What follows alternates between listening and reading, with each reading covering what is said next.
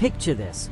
The deafening thunder of engines piercing the frozen silence at 27,000 feet, where the air is so thin it bites like a blade. Below lies the scarred landscape of Nazi Germany, a fortress of flak and fighters waiting to claim more American lives. It's July 30th, 1943, over Kassel, and in the cramped, icy tail of a B-17 flying fortress christened Tondaleo, a young staff sergeant grips his twin .50 caliber machine guns with gloved hands numb from the minus 40 degrees Fahrenheit cold. His name is Michael L. Arooth, a 23-year-old Lebanese-American from Springfield, Massachusetts, who could pass for a teenager with his slight frame and boyish face. As a swarm of Messerschmitt Bf-109s closes in like vultures on a wounded beast, Arooth's heart races. Little does he know, the next few chaotic minutes will not only save his crew but propel him into legend as the deadliest bomber gunner in U.S. history. But how did this unassuming machinist rise to rewrite aerial combat records? And what hidden miracle spared his bomber from certain doom? Stay tuned. This tale of raw courage, anonymous heroism, and unbreakable American spirit is about to unfold, packed with details that'll keep you on the edge of your seat. To grasp the magnitude of Arooth's story, we must first dive into the brutal reality of America's daylight bombing campaign in World War II. The Boeing B-17 Flying Fortress, affectionately dubbed the Queen of the Skies, was a marvel of engineering, a four-engine heavyweight capable of hauling 8,000 pounds of bombs over 2,000 miles at speeds up to 287 miles per hour. Armed with up to 13.50 caliber M2 Browning machine guns, it was designed as a self-defending flying fortress, relying on tight box formations to create a deadly web of overlapping fire. Introduced in 1935, the B-17 symbolized the U.S. Army Air Force's USAF doctrine of precision daylight bombing, aimed at dismantling the Nazi industrial heartland, factories churning out tanks, planes, and munitions that fueled Hitler's war machine. By 1943, the 8th Air Force, headquartered in England under commanders like Major General IOAC Ika, had ramped up operations from bases like RAF Kimbolton in Cambridgeshire. These raids targeted key sites, Schweinfurt's ball-bearing plants, Regensburg's aircraft factories, and Kassel's aero-engine works. But the toll was horrific. Without long-range fighter escorts like the P-51 Mustang, which wouldn't fully arrive until late 1943, B-17s faced the full fury of the Luftwaffe. Agile fighters such as the Bf-109G, armed with 20mm cannons and 13mm machine guns, and the Focke-Wulf FW-190A, packing up to 6 guns plus rockets, exploited every weakness. They attacked head-on at closing speeds over 600 miles per hour, from below where the ball turret struggled to track, or from the rear, the tail gunner's domain. Losses mounted catastrophically. In the infamous Black Thursday raid on Schweinfurt on October 14, 1943, 60 B-17s were shot down, with 600 airmen lost. Overall, the 8th Air Force suffered over 47,000 casualties, including 26,000 killed, more than the entire U.S. Marine Corps in the war. Crews needed 25 missions to rotate home, but survival odds were grim. Only 25 to 30% completed tours. Hypoxia from damaged oxygen systems, frostbite in unheated compartments, and the psychological strain of watching comrades plummet in flames tested men to their limits. It was in this cauldron that Michael Arooth forged his legacy. Michael Louis Arooth was born on July 31, 1919, in Springfield, Massachusetts, to Lebanese immigrant parents Salem and Dora Arooth. Growing up amid the Great Depression in a working-class neighborhood, Michael learned resilience early. His father toiled in a textile mill, while his mother supplemented income by taking in laundry. At Springfield Technical High School, Michael showed aptitude for mechanics but dropped out after 3 years to work as a semi-skilled machinist, helping support his family. Standing 5 feet 6 inches and weighing just 130 pounds, he was wiry and observant, with a knack for spotting patterns others missed. a trait that would prove life-saving in the skies. The attack on Pearl Harbor on December 7, 1941, galvanized America, and on August 25, 1942, 3 months after turning 23, Arooth enlisted in the USAF at the Springfield recruiting station. Single and seeking steady pay and purpose, he viewed service as both duty and opportunity. Recruiters might have underestimated the slight young man, but Arooth's determination shone through. He completed basic training at Greensboro, North Carolina, followed by aerial gunnery school at Fort Myers, Florida, now Page Field. There, he mastered the Browning M2, stripping it blindfolded, clearing jams in bulky electric gloves, and calculating deflection shots, leading a target to account for bullet drop and enemy speed. Instructors emphasized firing at 400 to 600 yards for accuracy, but Arooth absorbed the lessons while quietly noting real-world flaws from veteran tales. By June 1943, Staff Sergeant Arooth arrived in England, assigned to the 527th Bombardment Squadron, 379th Bombardment Group, Heavy, at RAF Kimbolton.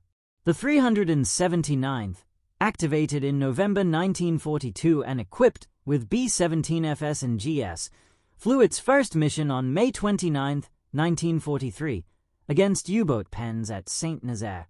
Arooth joined Crew 32, led by Pilot 2nd Lieutenant Carl W. Brink Jr., a steady-handed officer from Illinois.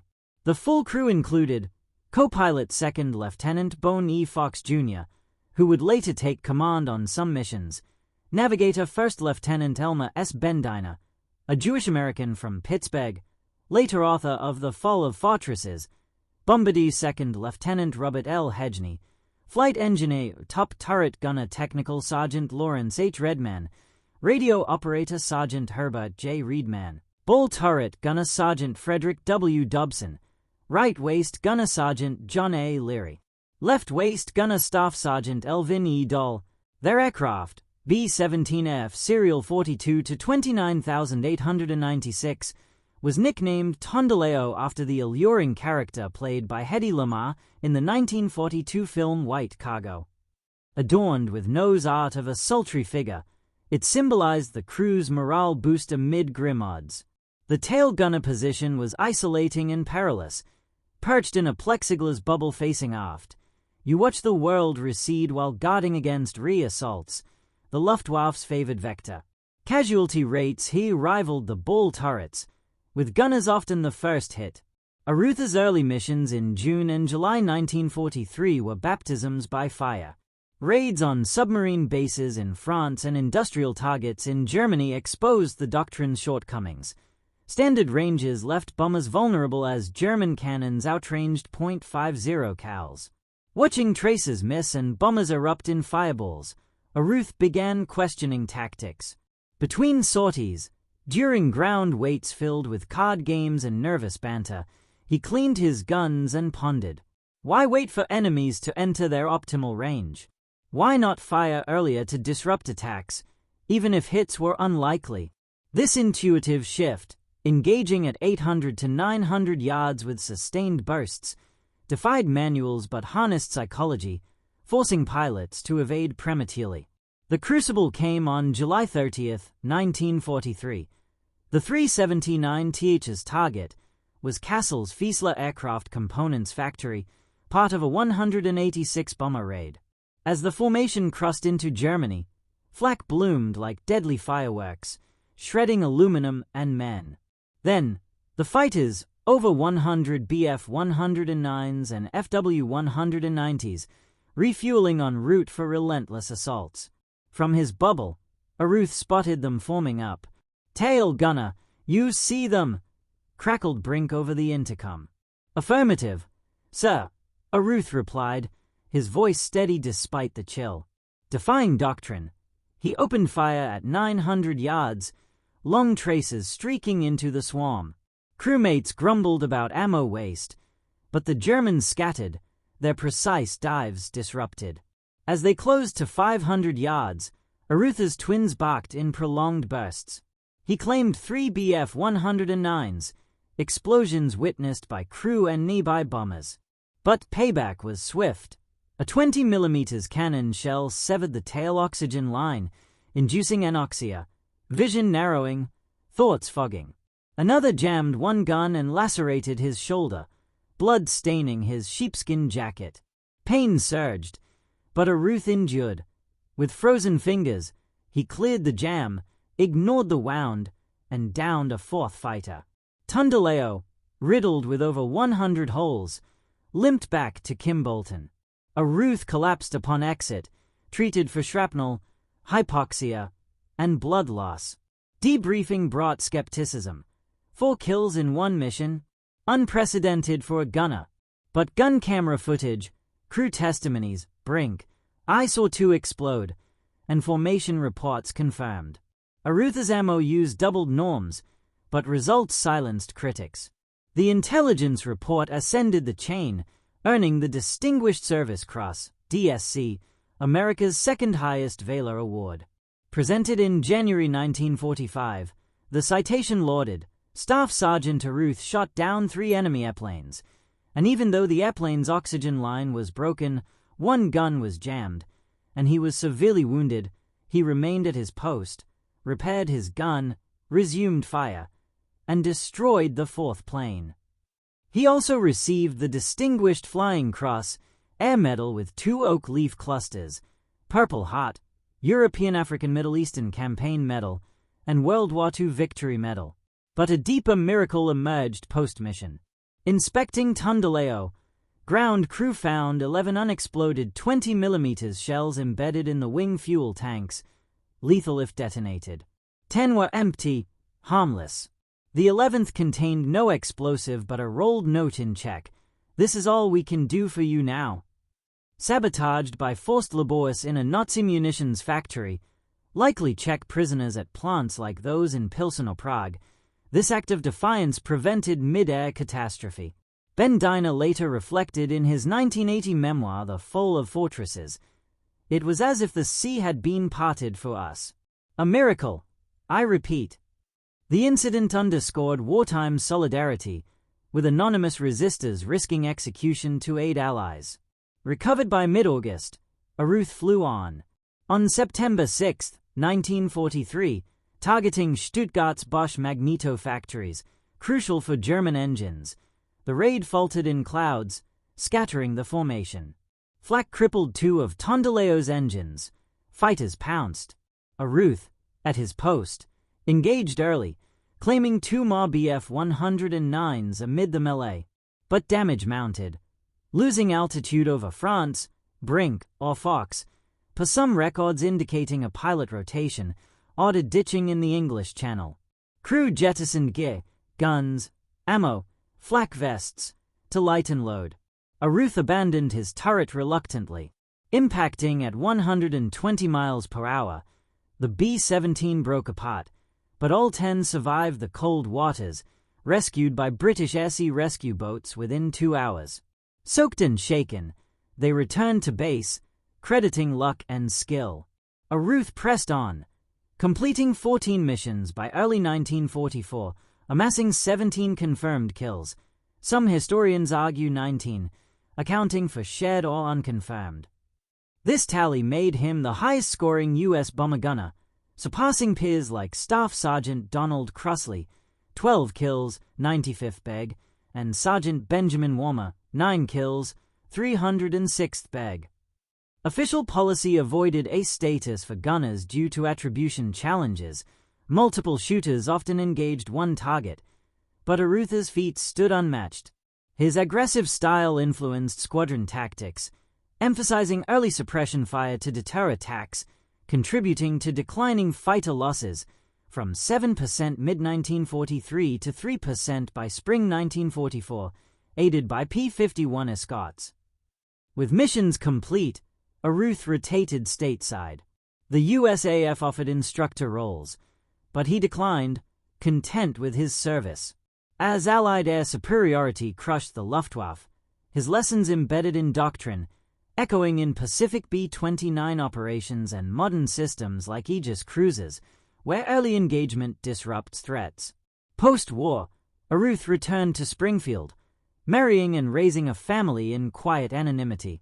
He resumed civilian work, possibly in machining, and rarely spoke of the war. Medals tucked in a drawer, memories private. In 1958, selected as honorary pallbearer for the Tomb of the Unknown Soldier ceremony at Arlington National Cemetery, honoring WWII's unidentified, he attended humbly, representing all unsung heroes. Retiring as Master Sergeant in 1962, grave markers suggest possible Korean War service, though unconfirmed. He moved to St. Augustine, Florida. Michael L. Arooth passed on February 15, 1990, at 70, buried at the National Memorial Cemetery of Arizona, Section 36, Site 111. His obituary understated his exploits, but veterans remembered. Massachusetts Representative Richard Neal entered a congressional tribute, one of the forgotten heroes of the Second World War. His courage and skill saved countless lives. Post-war analyses credited aggressive gunnery with 20 to 30% fewer losses. Conservatively, Arooth's influence saved 75 bombers, 750 men. Arooth embodied the American dream, an immigrant's son, high school dropout turned legend through grit and innovation. In a war of titans, he proved one man's resolve could tip scales. Imagine if his tactics spread earlier. How many more families reunited? As we honor him, remember, true heroes often fade unsung, but their echoes endure. If this deep dive into Skyborne Valor captivated you, subscribe for more riveting World War II tales from the U.S. perspective. Like, share, and comment your thoughts. Did Arooth's story inspire you?